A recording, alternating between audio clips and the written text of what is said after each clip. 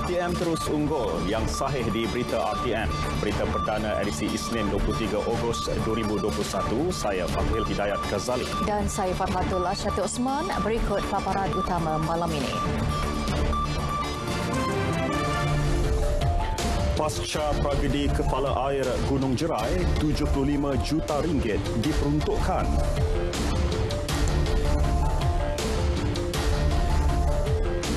Penglibatan pembangkang dalam pentadbiran negara, paradigma politik baharu.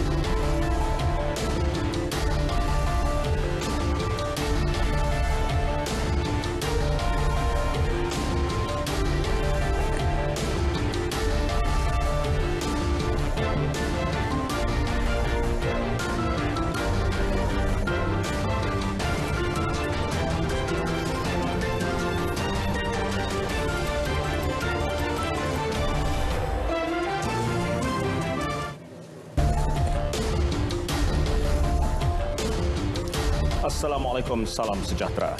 Selepas 6 hari operasi mencari dan menyelamat SAR, mayat mangsa terakhir banjir lumpur dan tanah runtuh di Yan Kedah, ekoran fenomena kepala air ditemukan hari ini. Menteri Besar Muhammad Sanusi Muhammad Noor menerusi taklimat mengesahkan mangsa Ridwan Poniman 51 tahun ditemukan di bawah rimbunan kayu hasil usaha menyelusuri sungai di Titihayun. Dengan penemuan itu, operasi mencari dan menyelamat di kawasan tersebut ditamatkan. Ini menjadikan jumlah mangsa yang maut akibat tragedi berkenaan seramai 6 orang. Penemuan itu hasil SAR oleh pasukan yang terdiri daripada pelbagai agensi dengan menyelusuri sungai. Proses membawa keluar mangsa yang merupakan seorang buruh itu turut disaksikan Perdana Menteri yang kebetulan tiba di lokasi pencarian. 5 lagi yang maut ialah Ahmad Din, 64 tahun, Syahruzi Muhammad, 53 tahun, Zainul Morad, 63 tahun, Muhammad Faizal Muhammad Zohir, 28 tahun dan Ku Shuaib Ku Abdullah, 91 tahun. Dalam kejadian pada 19 Ogos lalu, beberapa lokasi terlibat banjir selepas fenomena kepala air di kawasan berkenaan. Antara lokasi terlibat banjir selepas kejadian kepala air itu termasuk kawasan di kaki gunung dan kawasan berhampiran sungai. Perdana Menteri Datuk Seri Ismail Sabri Yaakob yang membuat lawatan kerja di lokasi bencana di Kuala Muda dan Yan itu mengumumkan peruntukan 75 juta ringgit. Peruntukan bagi membaik pulih infrastruktur dan beberapa kemudahan awam yang mengalami kerosakan teruk dalam kejadian banjir lumpur yang berpunca daripada fenomena kepala air puncak Gunung Jerai. Jelas beliau 23 juta ringgit untuk membina 2 buah jambatan baru JKR, 20 juta ringgit membina empangan Sabor Fasa 1 dan 5 juta ringgit naik taraf sungai dan sistem saliran sepanjang 27 km bagi fasa pertama. Begitu juga kerja-kerja pembaikan dan naik taraf muka sauk loji rawatan air gurun dan tupah berjumlah 2 juta ringgit. Saya harap peruntukan yang diberikan kepada kerajaan negeri Kedah ini dapat membantu untuk menyelesaikan isu yang timbul akibat daripada limpahan air ini kita dapat lakukan dengan saya pun dah beritahu kepada Kementerian Air, Alam Cipta dan Air bahawa semua peruntukan yang saya umumkan tadi perlu disegerakan. InsyaAllah kita akan menyegerakan supaya tak timbul lagi isu terutama yang berkaitan dengan infrastruktur yang rosak. Selain itu, 3 juta ringgit lagi bagi baik pulih di bawah program PPRT untuk rumah yang terjejas. Peruntukan tersebut adalah maksimum RM13,000 untuk setiap rumah termasuk kos kerja-kerja pendawaian. Pada masa yang sama, RM9.35 juta bantuan wang ihsan diperuntuk melibatkan RM5,000 kepada waris yang meninggal dunia dan RM500 setiap keluarga terjejas. Datuk Seri Ismail berkata demikian selepas menyampaikan sumbangan kepada waris mangsa yang meninggal dunia. Sementara itu, waris mangsa menzahirkan rasa syukur dan berterima kasih atas keprihatinan Perdana Menteri dan kerajaan yang tampil membantu. Okay, saya besar hati mengucapkan terima kasih kepada PM dan semualah yang bagi bantuan yang banyak pada kami semua keluarga. Dapat banyak juga macam kisah untuk dia semua, bagi NGO yang bagi bantuan. Kira syukurlah orang tahu dengan bantuan yang dapat ni untuk masa depan. Terima kasih kepada Perdana Menteri kita yang baru ni telah sudi memberi bantuan kepada kami yang telah terlibat dalam bencana banjir kilat ni. Saya dapat sedikit sebanyak dapat membantu keluarga saya dan keluarga orang lain yang terlibat dalam bencana tersebut. Berhubung Kabinet Baharu Kerajaan Persekutuan, Datuk Seri Ismail Sabri berkata pengumumannya dijangka dibuat minggu ini. Jelas beliau, barisan Kabinet yang bakal dibentuk akan mengambil kira kepentingan semua pihak. Tambah beliau, senarai ahli Kabinet berkenaan akan dimuktamadkan sebelum diserahkan kepada Yang di-Pertuan Agong Al-Sultan Abdullah Riayatuddin Al-Mustafa Billah Shah untuk perkenan baginda. Dalam minggu ni saya akan umumkan. Tapi itu perlu mendapat perkenan dulu daripada Wahli Yang Mulia Di-Pertuan Agong. Selepas senarai saya siapkan, saya akan menghadap Wahli Yang Mulia Di-Pertuan Agong untuk menyembahkan kepada Wahli.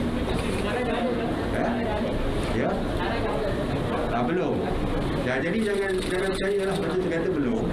Jadi banyak sekarang keluar nama-nama menteri kabinet. Setiap hari ada list baru. Tapi elok juga bolehlah saya tengok juga membantu saya lah kot. Tapi semuanya tak betul. Fake. Terdahulu, ketibaan Perdana Menteri sempena lawatan kerja di Kedah pada pukul 11.05 pagi disambut Menteri Besar Muhammad Sanusi Muhammad Noor. Beliau diberi taklimat ringkas mengenai kejadian banjir yang berlaku sekitar Tupah oleh Pegawai Daerah Kuala Muda Abdullah Hashim. Perdana Menteri kemudiannya ke Taman Lembah Merbuk yang terkesan akibat fenomena kepala air yang membawa lumpur di taman perumahan berkenaan serta menyampaikan bantuan bakul makanan. Beliau kemudiannya turut membuat tinjauan di Jambatan Tupah. Dalam lawatan yang sama, Perdana Menteri meninjau loji rawatan air LRA Tupah yang menyalurkan bekalan air di kawasan itu. Di Titihayun, Perdana Menteri kemudiannya meluangkan masa kira-kira 50 minit di kawasan terjejas.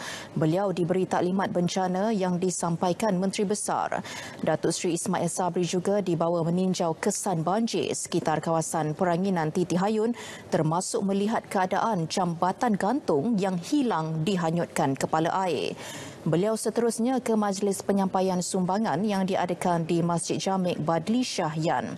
Beliau turut menjejaskan banjir turut menjejaskan kira-kira 1,800 rumah di sekitar Yan, Kuala Muda. 17,672 kes baharu COVID-19 direkodkan hari ini dengan jumlah kes sembuh sebanyak 19,053. Selangor terus kekal mencatat jangkitan baharu tertinggi dengan 4,316 kes. 174 kematian dilaporkan menjadikan jumlahnya kini 14,342 kes. Berikut statistik harian COVID-19 dalam negara diikuti jumlah kes mengikut negeri dan pecahan pesakit mengikut kategori.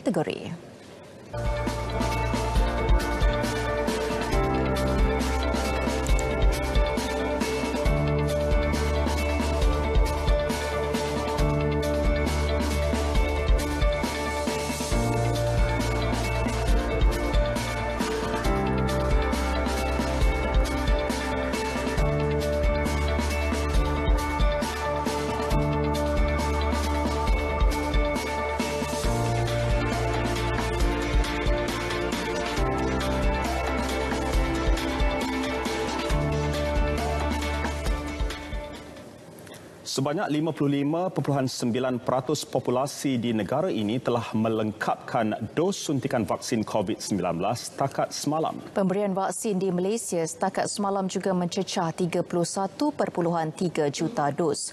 Berikut data harian vaksinasi di Malaysia mengikut negeri.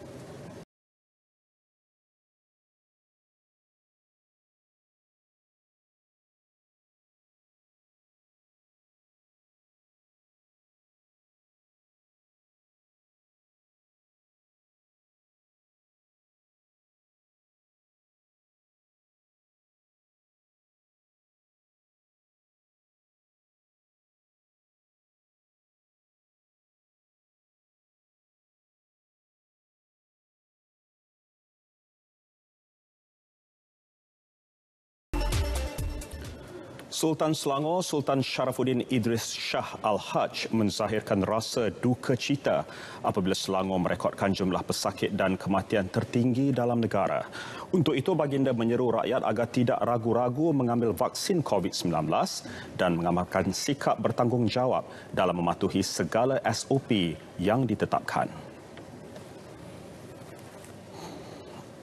Beta berharap rakyat beta memberi kerjasama sepenuhnya untuk mendapatkan vaksinasi COVID-19 masing-masing seperti yang ditetapkan oleh Kementerian Kesihatan.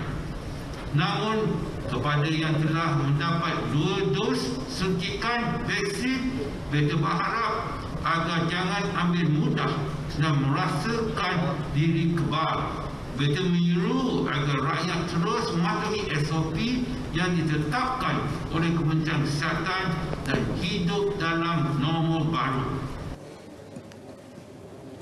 Baginda bertitah pada istiadat pembukaan persidangan penggal keempat Dewan Undangan Negeri Selangor ke-14 di Shah Alam.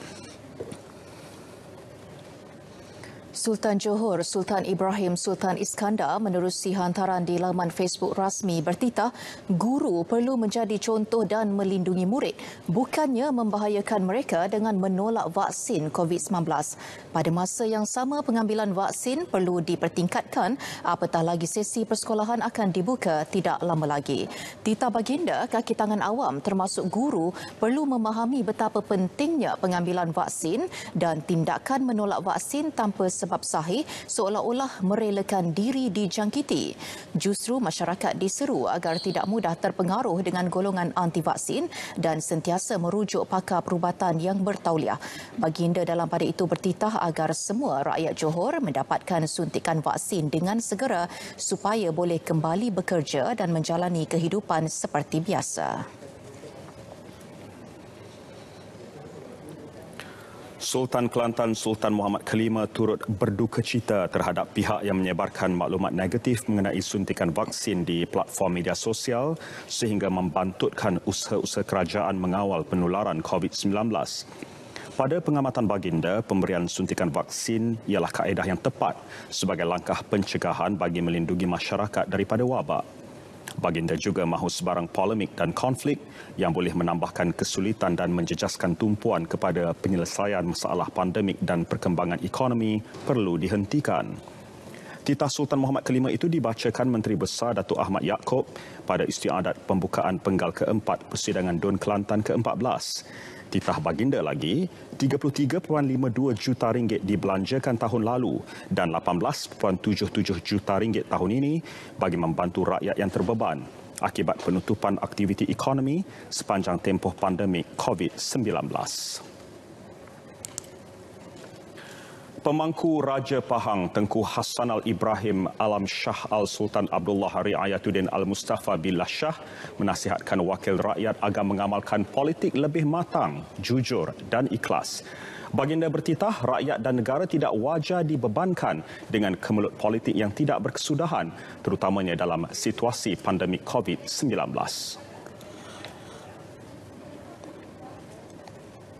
Suka saya ingatkan sekali lagi kepada semua wakil rakyat saya, ini bukanlah masa untuk kita berebut kuasa, ini bukanlah masanya untuk kita semua bersengketa, ini bukanlah masanya untuk kita banyak bicara tanpa berbuat apa-apa.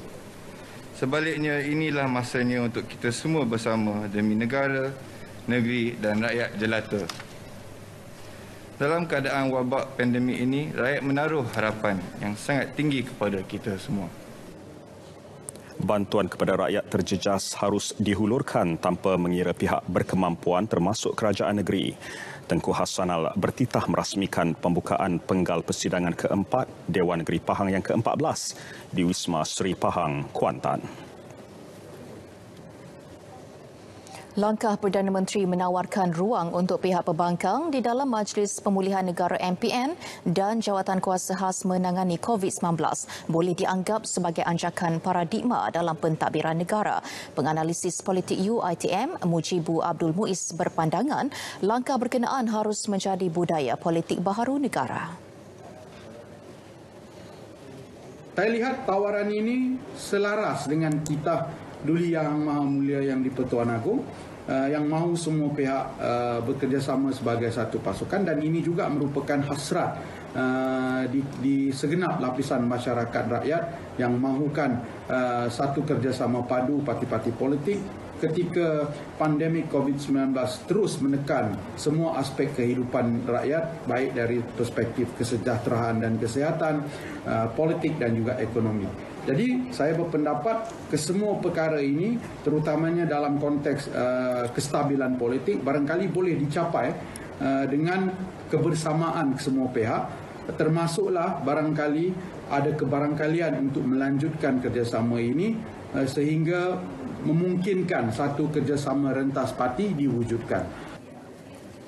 Langkah berkenaan juga diharap dapat membawa perubahan kepada parti politik sama ada di pihak kerajaan maupun pembangkang dan perlu dilihat dari sudut positif untuk kepentingan rakyat.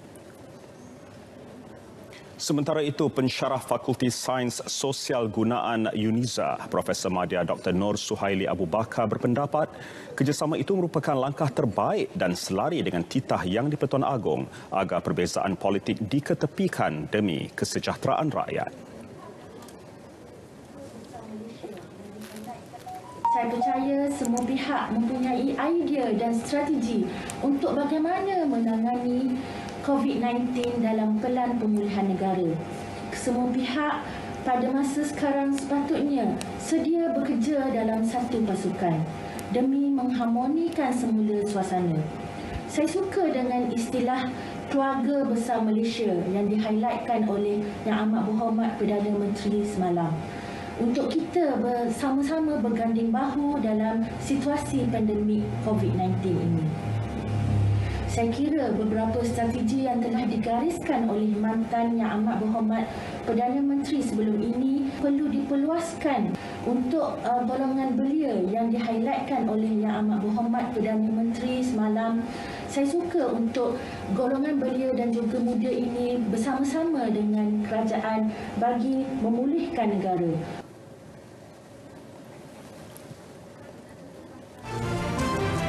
Konsep keluarga Malaysia diterjemahkan dengan jelas ketika negara berdepan pandemik. Laporannya menyusul seketika nanti.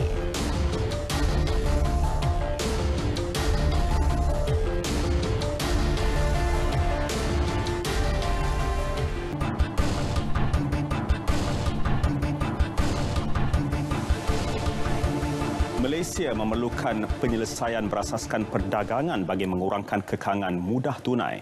Penolong Gubernur Bank Negara Malaysia Adnan Zailani Muhammad Zahid berkata, COVID-19 telah menyebabkan penyusutan mudah tunai perniagaan terutama perusahaan kecil dan sederhana. Untuk memastikan perniagaan kekal bertahan, ada syarikat terpaksa menambah hutang bagi memenuhi obligasi pembayaran masing-masing.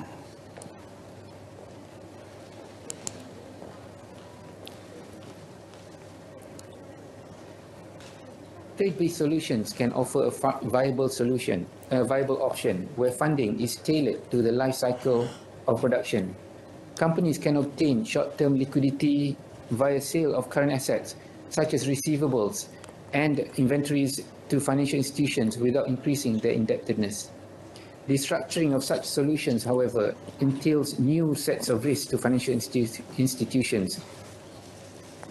Justru institusi keuangan Islam IFI boleh memainkan peranan dengan meneroka penyelesaian berkenaan sekaligus menetapkan rangka kerja dan dasar bersesuaian.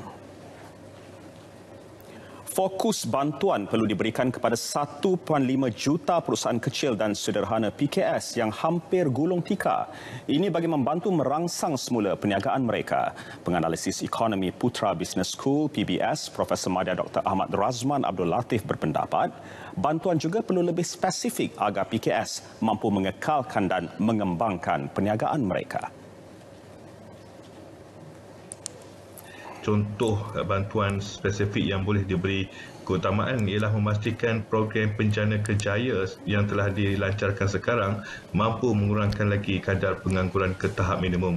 Ini kerana kalau kita lihat jumlah pekerja hanya bertambah 30,000 saja sejak kita melaksanakan PKP 1.0 tahun lepas dan jumlah graduan yang tidak bekerja telah meningkat melebihi 200,000 orang. Oleh itu, segala bantuan yang diberikan kepada perniagaan ialah untuk membolehkan mereka mengembangkan perniagaan.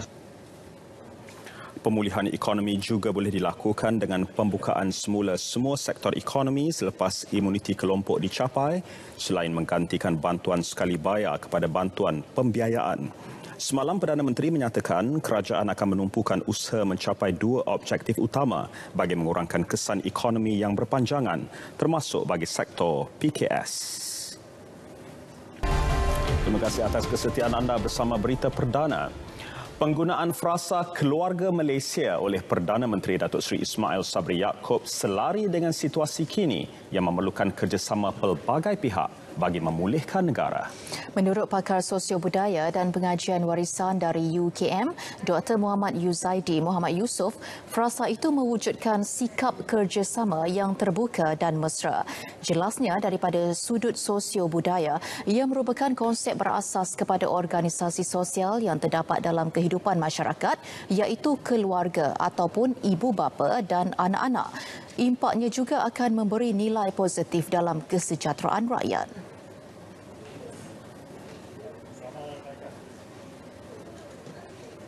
Jika kita lihat daripada konsep keluarga, kita lihat bagaimana wujudnya hubungan pertalian ataupun ikatan yang kuat dalam ahli-ahli masing-masing yang berdasarkan daripada peranan atau fungsi mereka dalam keluarga tersebut. Jadi di sinilah kita dapat sumbangan dari segi tenaga, segi fikiran dan juga segi kerjasama yang boleh membawa ataupun dapat menyelesaikan mengenai kesulitan ataupun masalah yang dihadapi dalam ahli ataupun dalam keluarga tersebut. Perdana Menteri memperkenalkan penggunaan frasa keluarga Malaysia bagi mengajak seluruh rakyat tanpa mengira kaum dan fahaman politik bersama berganding bahu membawa keluar negara daripada pandemik COVID-19. Pendekatan itu lebih inklusif merentasi sempadan agama, bangsa dan kaum.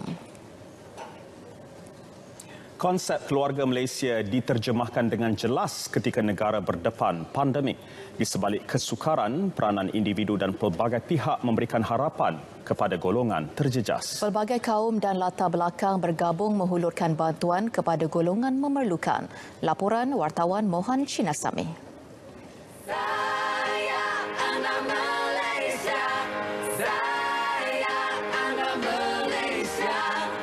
Marilah kita dengan fikiran terbuka dan dada yang menerima, mencungkil persamaan dengan tidak lagi menggali perbezaan.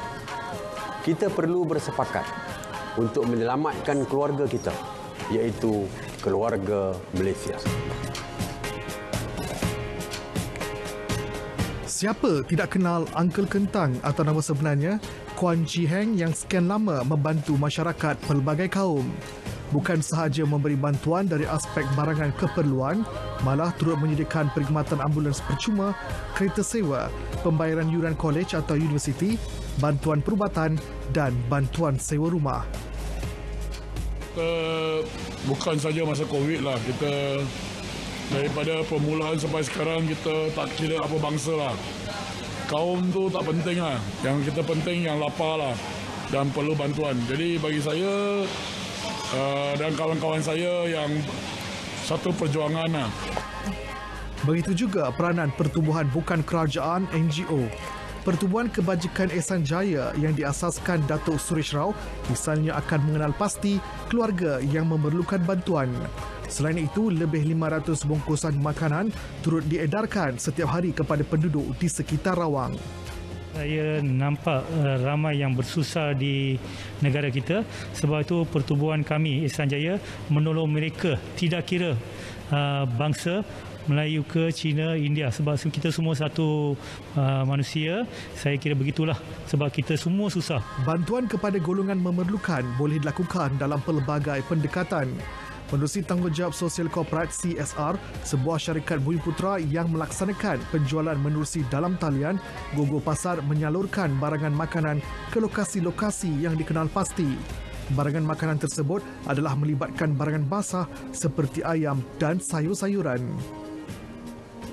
Kami di Gogo Pasar melihat apabila keadaan pandemik yang berlaku sekarang ini, kami memastikan mereka menerima barang-barang harian secara segar di Gogo Pasar, dan apabila mereka menerima barang-barang ini, mereka sangat berpuas hatilah dengan perkhidmatan kami, dan apa yang kami beri kepada mereka merentasi seluruh kaum. Tangan yang memberi lebih baik daripada yang menerima. Mungkin bantuan ini dilihat sebagai satu perkara biasa, namun ia sangatlah bermakna kepada si penerima. Sekarang kita dapat bantuan, banyak senang sikit. Dapat makan barang semua sudah habis. Ada yang Datuk tolong sikit, kasih kita makan. Terima kasih. Disebabkan pandemik ni, dia terjejas sikit dari segi pendapatan, tak dapat bekerja. Jadi dengan bantuan Datuk ni dapatlah membantu sedikit. Tahukah anda apa yang dimaksudkan warna biru di jalur gemilang? Itu merupakan lambang perpaduan yang kita kecapi selama ini. Kepada pihak yang memikirkan perpaduan di negara kita sudah rapuh, sebenarnya anda salah. Perpaduan di negara ini tetap utuh, terutamanya ketika negara kita diancam oleh wabak pandemik COVID-19.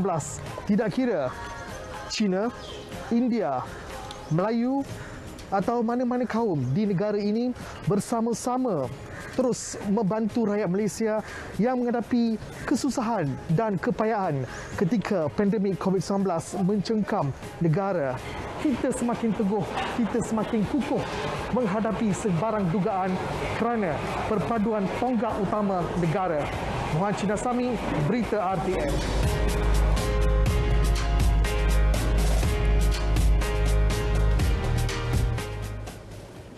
Ada berita gembira dalam segmen sukan.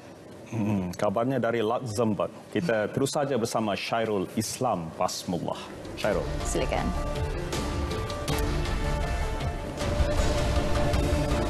Nauraj Rondawa rangkul pingat emas di Luxembourg. Zverev tawan terbuka Cincinnati.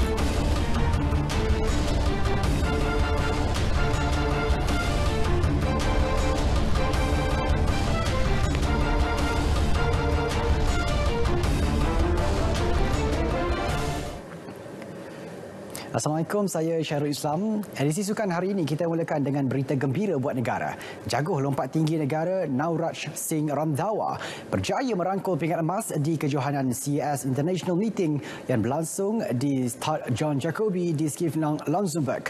Atlet berusia 29 tahun kelahiran Johor itu yang kini berpangkalan di Jerman meraih emas dengan lompatan setinggi 2.18 meter.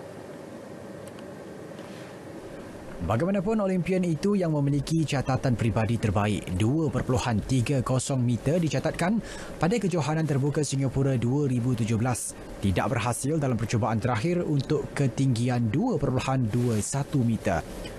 Atlet Belanda Dui Amels dan Kevin Ganbarzadeh dari Iran yang juga berjaya melepasi 2.18 meter masing-masing meraih pingat perak dan gangsa berdasarkan kiraan semula menurut laman web rasmi olahraga dunia World Athletics. Nauraj Singh melepasi 2.18 meter dalam percubaan pertama, manakala Amels dan Kevin masing-masing hanya berjaya melakukan lompatan pada percubaan kedua dan ketiga. Setiausaha Agung Persatuan Bola Sepak Malaysia FM, Stuart Lamarlingam, kini dilantik sebagai Ketua Pegawai Eksekutif CEO baharu Liga Bola Sepak Malaysia MFL.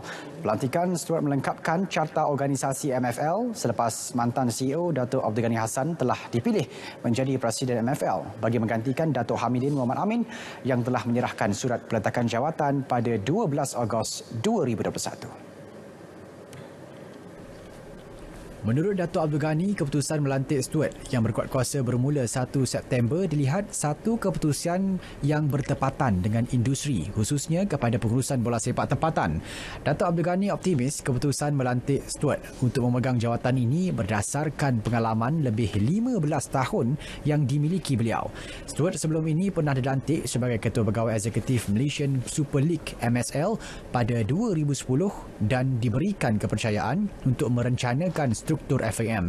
Pada 2012, Stuart menyertai pula AFC dengan memegang berbagai jawatan pengarah di sana, termasuk pengarah kejohanan kelab-kelab AFC, termasuk AFC Champions League, AFC Cup dan kejohanan futsal AFC, selain pengarah pemasaran dan juga pengarah tanggungjawab sosial. Selepas berkhidmat di pelbagai tahap organisasi bola sepak, Stuart kemudiannya menjadi konsultan kepada Dentsu Sports dan IMG, dua agensi sukan terbesar di dunia pada 2014. Pada 16 Julai 2018, Stuart dilantik Setiausaha Agung FAM sehingga kini. Baik, ini perkembangan Liga Super. Sabah FC gagal menggunakan kelebihan beraksi di laman sendiri apabila tumpas 0-3 kepada Penang FC. Juga Melaka United MUFC sekali lagi longlai dan terlepas peluang mengutip 3 mata penuh selepas diikat pasukan tercurut UiTM FC 1-1 di laman sendiri. Beraksi dalam hujan lebat di Stadium Likas, Sabah FC mula ketinggalan 2 gol menerusi jaringan penyerang import Penang FC, Casagrande, pada minit ke-38 dan ke-54. Tersentak dengan jaringan itu, Sabah cuba bangkit mencari gol penyamaan. Namun gawang dibolusi lagi buat kali ketiga menerusi pemain import Penang FC, Sheridan Boboev, pada minit ke-67. Kekalahan itu menyaksikan skuad Sang Badak kekal di tangga ke-7 Liga dengan 19 mata, 8 mata ketinggalan di belakang pasukan tangga ke-6 KL City FC yang mengumpul 27 mata.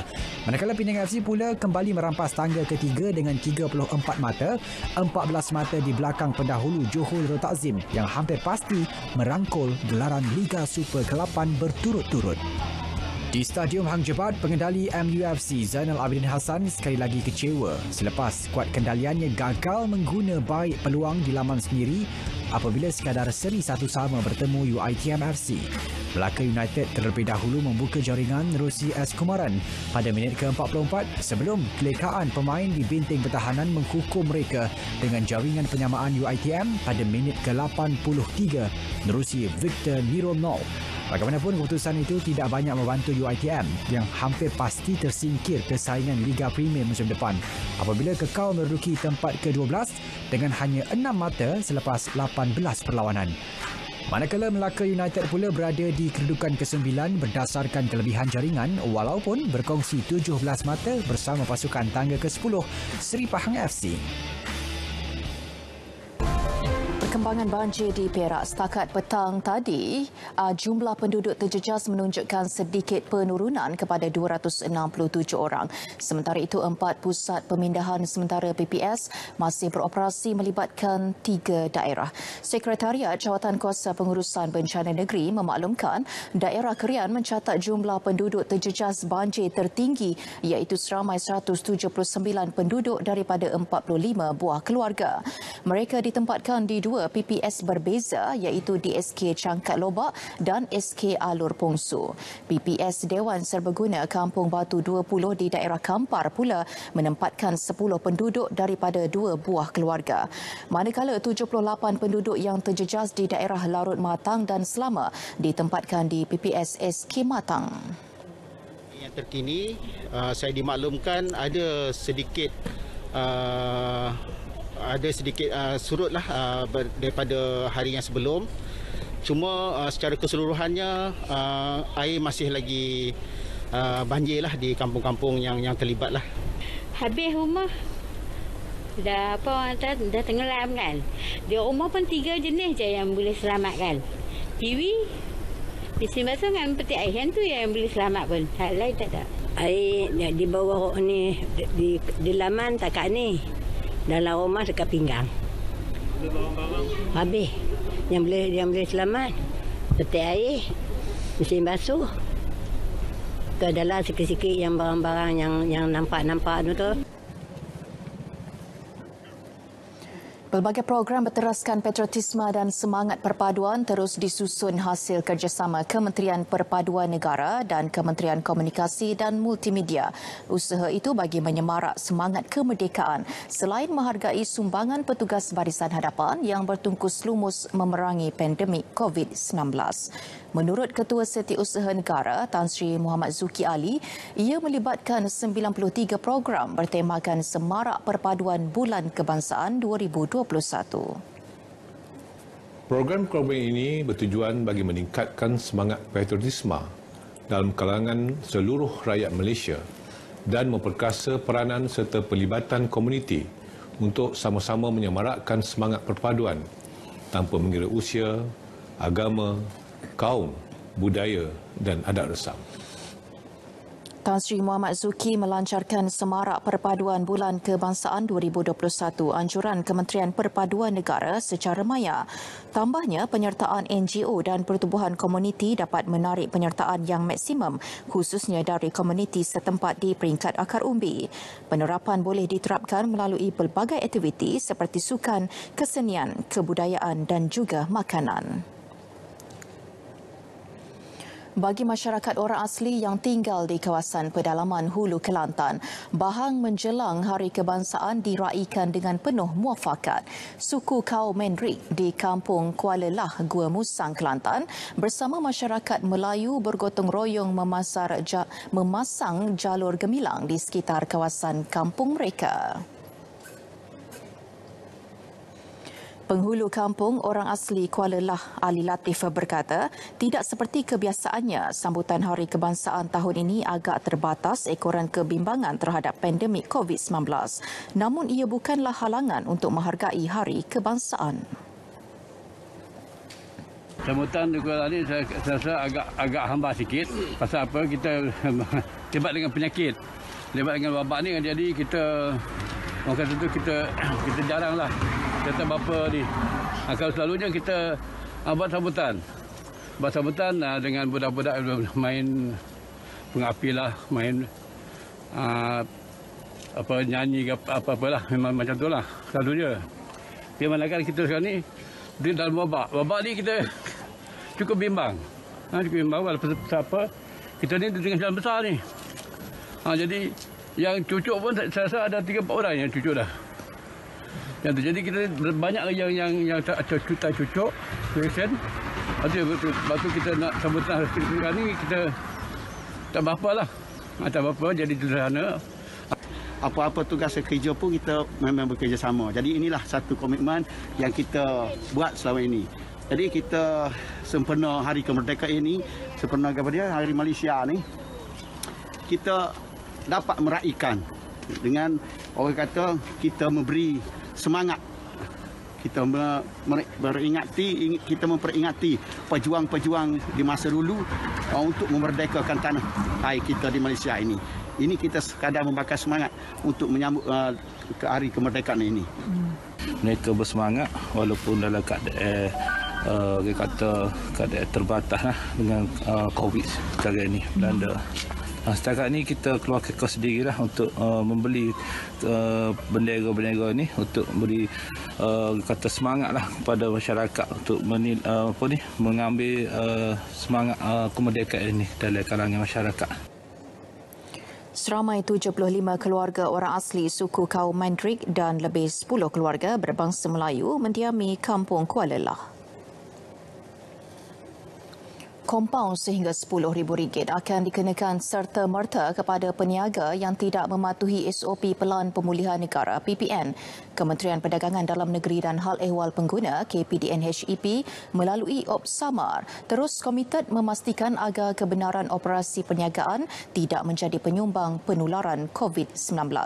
Timbalan Pengarah Penguatkuasa Operasi Bahagian Penguatkuasa KPDN-HEP Syamsul Nizam Khalil dalam kenyataan memaklumkan pemantauan pematuhan SOP di bawah Akta 342 terhadap 22 subsektor perdagangan dan pengedaran yang baru dibenarkan beroperasi bagi negeri-negeri di fasa 1, 2 dan 3 PPN turut ditingkatkan. Sejak pelaksanaan penguatkuasaan pada 13 Mei lalu sehingga semalam, sebanyak 737,821 premis telah diperiksa dan 840 kompaun telah dikeluarkan. Syamsul Nizam turut meminta semua pihak bekerjasama merancangkan semula ekonomi domestik dengan tidak mengabaikan pematuhan SOP yang ditetapkan.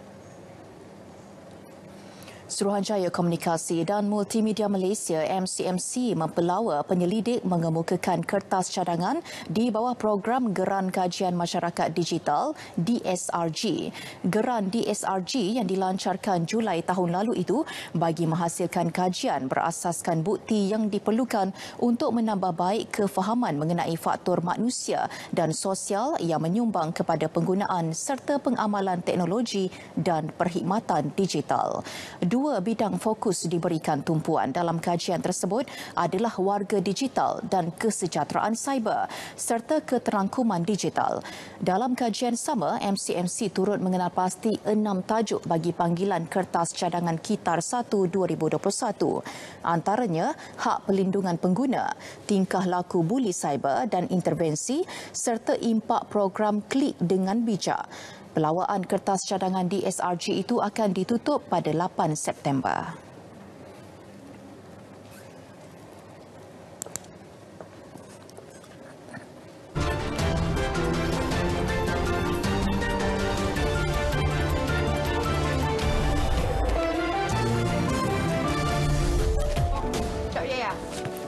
Video gelagat seorang wanita Melayu yang fasih berbual dalam bahasa Cantonese dan Tamil dengan jirannya mendapat tontonan hampir 2 juta di aplikasi TikTok.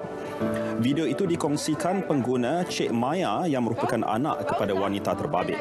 Rata-rata warga Maya yang menonton kagum dengan kehebatan wanita itu menguasai 2 bahasa tersebut. Shupe, kucing jenis Parker Berman, diiktiraf sebagai kucing paling kaya di dunia. Ini susulan harta yang diwarisi dari tuannya, Karl Lagerfeld, iaitu seorang pereka fashion dan individu penting di sebalik jenama Chanel. Karl Lagerfeld dilaporkan meninggal dunia pada tahun 2019 akibat komplikasi daripada kanser pankreas. Legenda dunia fashion itu meninggalkan wang 178 juta pound sterling buat kegunaan Shupe.